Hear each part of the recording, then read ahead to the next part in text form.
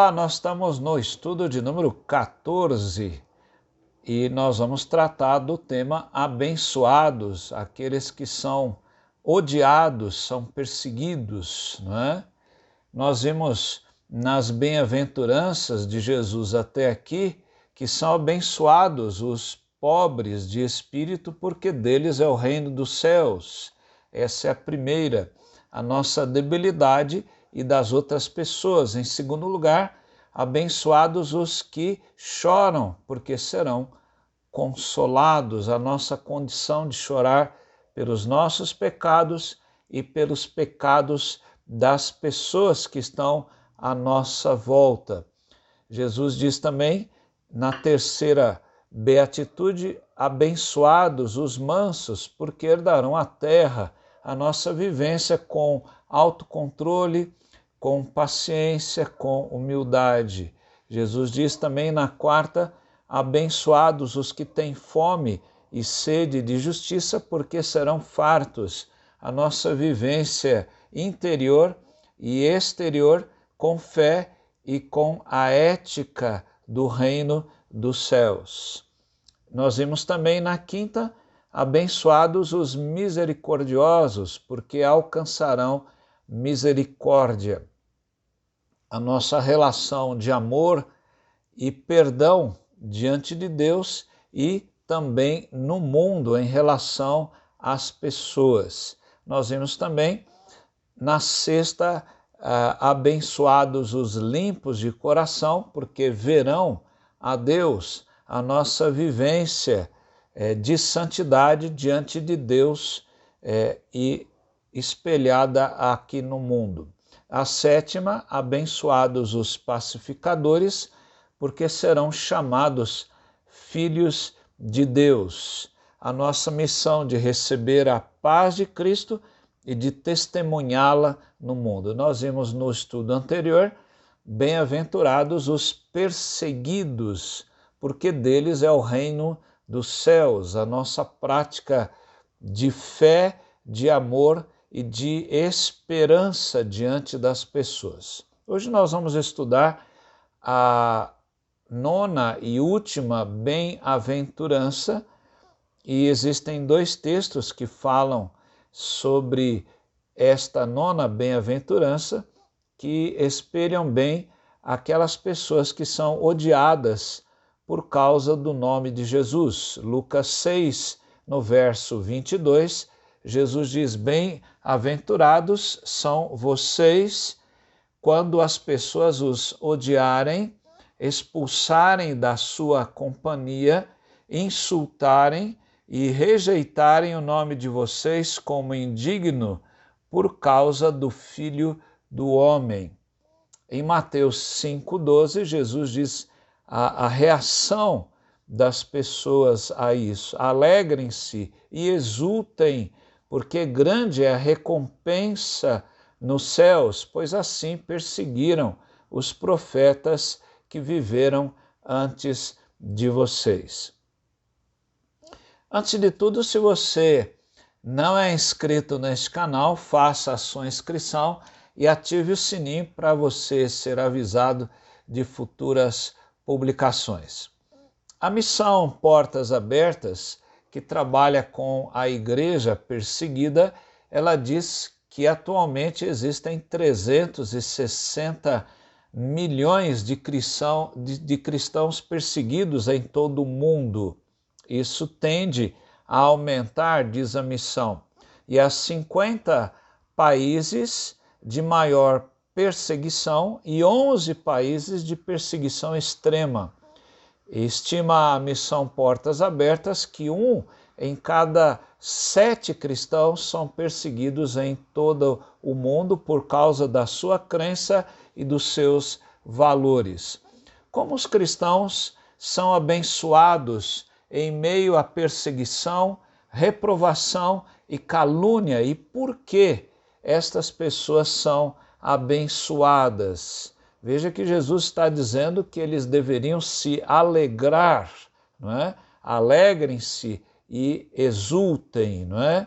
E por que nós devemos, então, como cristãos, enfrentar a adversidade da perseguição desta forma. Primeiro, porque os abençoados, os bem-aventurados são aqueles que não olham para as circunstâncias nem para si mesmos, mas eles olham com um olhar histórico, porque isso já aconteceu com os profetas bíblicos. Em Mateus 5,12, Jesus diz assim: perseguiram os profetas que viveram antes de vocês. Veja que Deus já havia falado pelos seus profetas ao povo em 2 Crônicas 36, 15 e 16, o livro histórico registra assim: o Senhor, Deus de seus pais, sempre de novo falou-lhes por meio dos seus mensageiros, porque teve compaixão do seu povo e da sua própria morada. Mas olha o que ele diz: mas eles zombaram dos mensageiros de Deus, desprezaram as palavras dele e debocharam dos seus profetas, até que a ira do Senhor veio sobre o seu povo e não houve mais remédio. Estevão, no Novo Testamento, antes do seu martírio, ele disse aos líderes judeus, está lá em Atos 7, 52, 53, ele diz: qual dos profetas os pais de vocês não perseguiram? Eles mataram os que anteriormente anunciavam a vinda do justo, se referindo a Jesus Cristo, do qual vocês agora se tornaram traidores e assassinos, vocês que receberam a lei por ministério de anjos, não aguardaram. Então veja que Estevão acusa os judeus de perseguição e ele mostra que os profetas também haviam sido desta forma perseguidos. Jeremias foi preso no tronco e açoitado. Ezequiel enfrentou a rebeldia do povo de Israel. Amós foi acusado de conspirador. Acredita-se que Isaías tenha sido serrado ao meio com uma serra de madeira, não é? Então, a provação dos profetas não foi pequena. Então, são pessoas abençoadas pela mensagem que trouxeram, embora muitas vezes incompreendidos. Em segundo lugar, é porque os abençoados, eles olham não para a circunstância, como eu já disse, mas olham para Cristo. Cristo profetizou que os seus discípulos passariam lutas, como está lá em Lucas 6, 22. Bem-aventurados são vocês quando as pessoas os odiarem, expulsarem da sua companhia, insultarem e rejeitarem o nome de vocês como indigno por causa do Filho do Homem. Veja que os discípulos de Cristo são chamados não a olhar por aquilo que está acontecendo de ruim. Muitas vezes é triste, é lamentável isto, mas é interessante nós focarmos naquele que está conosco todos os dias, Jesus Cristo, e devemos correr a carreira cristã olhando para Ele.